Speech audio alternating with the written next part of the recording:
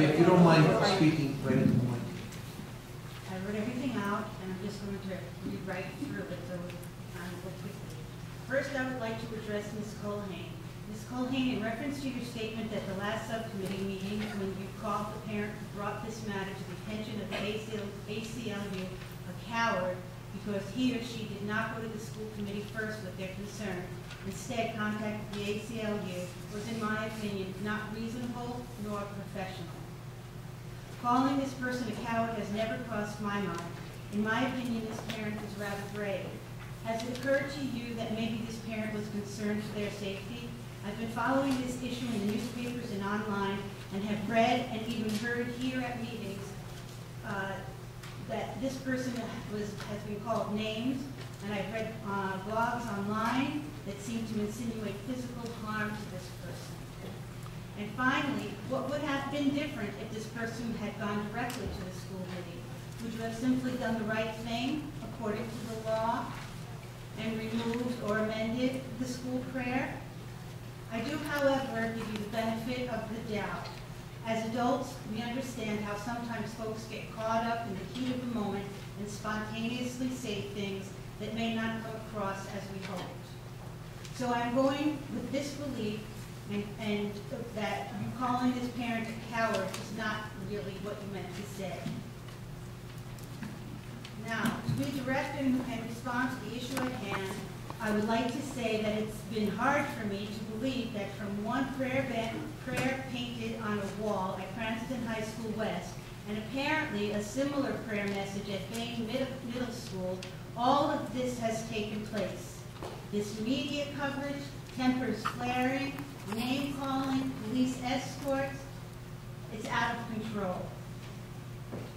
I've been following this issue since it began months ago in terms of how it affects me and my kids, and the following is directed to all of the school committee members.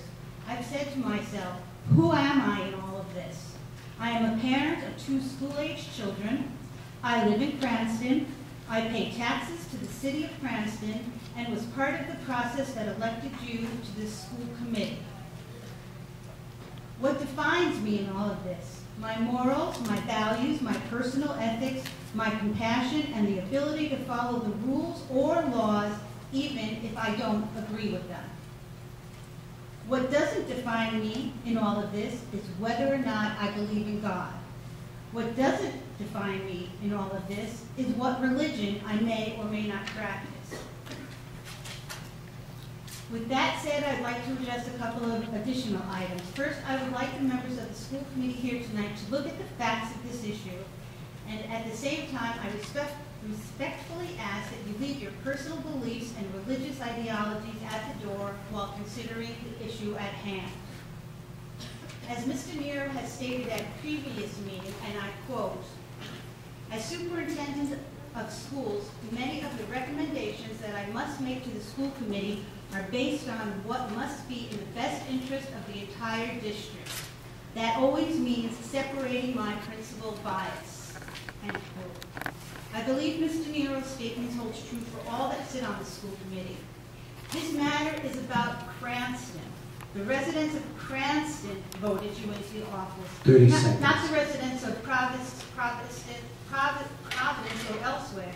Cranston residents voted you into office, not based on your religious affiliations, not based on whether or not you believe in God, but because we thought your business experience coupled with your drive to have a better school system would make you a better and dedicated member of this committee. I think it's very important that you remember all of these things as we move forward. When you look at the Cranston High School West homepage, there are several links there via the curriculum connections that link to sites that clearly talk about the separation of church and state. There's a quote, but I know we're short of time. But at a prior meeting's reference was made to the mural's historical value. I can accept the fact that to some, the prayer mural holds a special place in their heart based on their history of attending the West. But I think that's where the historical value ends. The prayer mural is not listed with the Cranston Historical Society. I'm sorry, time.